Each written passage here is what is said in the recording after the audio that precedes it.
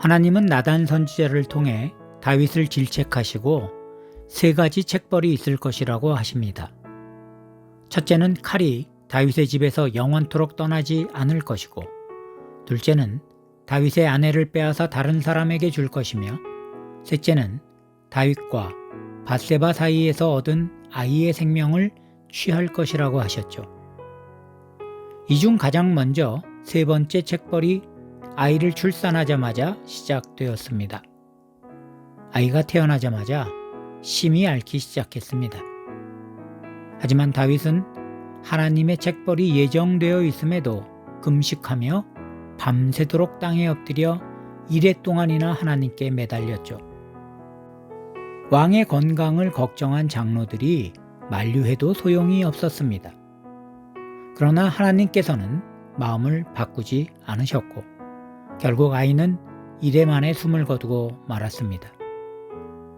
분위기상 아무도 아이가 죽었다는 것을 말하지 못했지만 곧 알아챈 다윗은 오히려 몸을 씻고 기름을 바르고 의복을 갈아입고는 하나님께 경배한 후 음식을 차리라고 하였습니다. 신하들은 다윗의 그런 행동이 어찌 됨인지 알 수 없었습니다. 하지만 다윗은 이렇게 대답했죠. 아이가 살았을 때에 내가 금식하고 운 것은 혹시 여호와께서 나를 불쌍히 여기사 아이를 살려주실지 누가 알까 생각함이었거니와 지금은 죽었으니 내가 어찌 금식하랴. 나는 그에게로 가려니와 그는 내게로 돌아오지 아니하리라. 이 어찌 우문의 현답이 아니겠습니까? 우리는 다시 과거로 돌아갈 수 없습니다.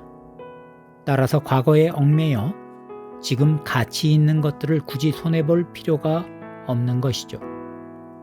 성경은 여러 곳에서 이미 지나간 것에는 마음을 두지 말아야 한다고 합니다.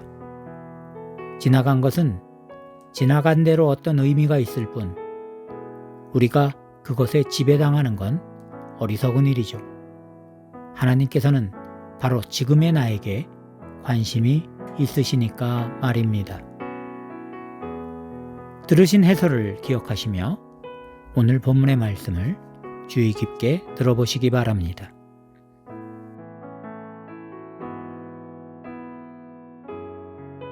(12장) 여호와께서 나단을 다윗에게 보내시니 그가 다윗에게 가서 그에게 이르되 한 성읍에 두 사람이 있는데 한 사람은 부하고 한 사람은 가난하니 그 부한 사람은 양과 소가 심히 많으나 가난한 사람은 아무것도 없고 자기가 사서 기르는 작은 암양 새끼 한 마리뿐이라.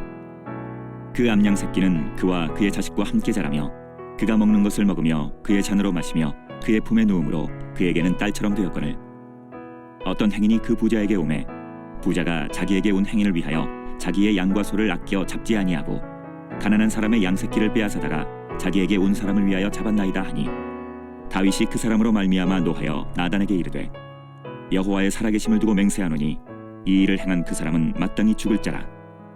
그가 불쌍히 여기지 아니하고 이런 일을 행하였으니 그 양 새끼를 4배나 갚아주어야 하리라 한지라. 나단이 다윗에게 이르되 당신이 그 사람이라. 이스라엘의 하나님 여호와께서 이와 같이 이르시기를 내가 너를 이스라엘 왕으로 기름 붓기 위하여 너를 사울의 손에서 구원하고 내 주인의 집을 내게 주고 내 주인의 아내들을 내 품에 두고 이스라엘과 유다 족속을 내게 맡겼느니라. 만일 그것이 부족하였을 것 같으면 내가 내게 이것저것을 더 주었으리라. 그러한데 어찌하여 내가 여호와의 말씀을 업신여기고 나 보기에 악을 행하였느냐. 내가 칼로 햇사람 우리야를 치되 암몬 자손의 칼로 죽이고 그의 아내를 빼앗아 내 아내로 삼았도다.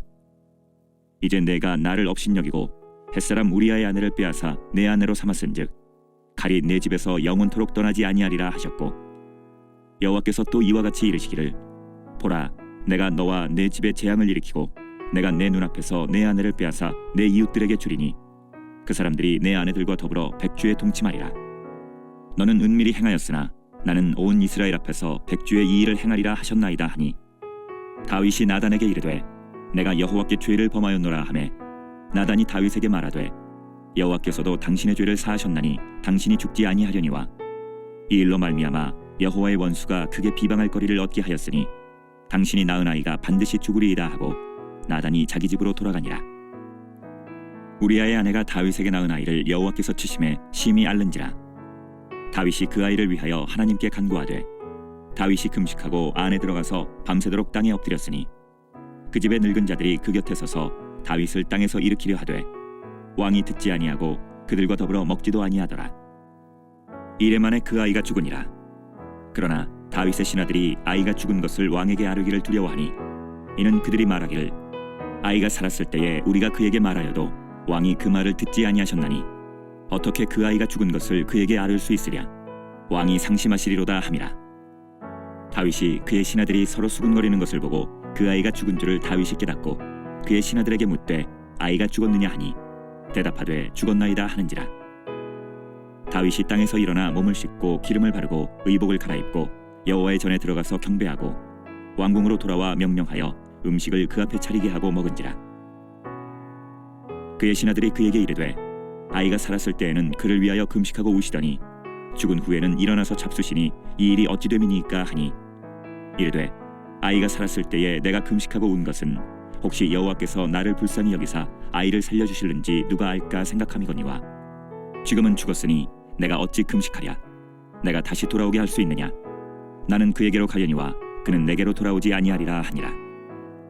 다윗이 그의 아내 밧세바를 위로하고 그에게 들어가 그와 동침하였더니 그가 아들을 낳음에 그의 이름을 솔로몬이라 하니라.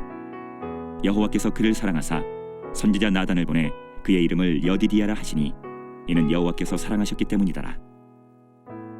요압이 암몬 자손의 라빠를 쳐서 그 왕성을 점령하매 요압이 전령을 다윗에게 보내 이르되 내가 라빠 곧 물들의 성읍을 쳐서 점령하였으니 이제 왕은 그 백성의 남은 군사를 모아 그 성에 맞서 진치고 이 성읍을 쳐서 점령하소서.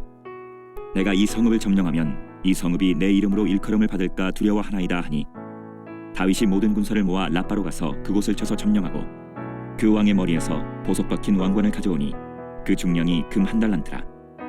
다윗이 자기의 머리에 쓰니라. 다윗이 또 그 성읍에서 노략한 물건을 무수히 내오고 그 안에 있는 백성들을 끌어내어 톱질과 썰애질과 철도끼질과 벽돌구이를 그들에게 하게 하니라.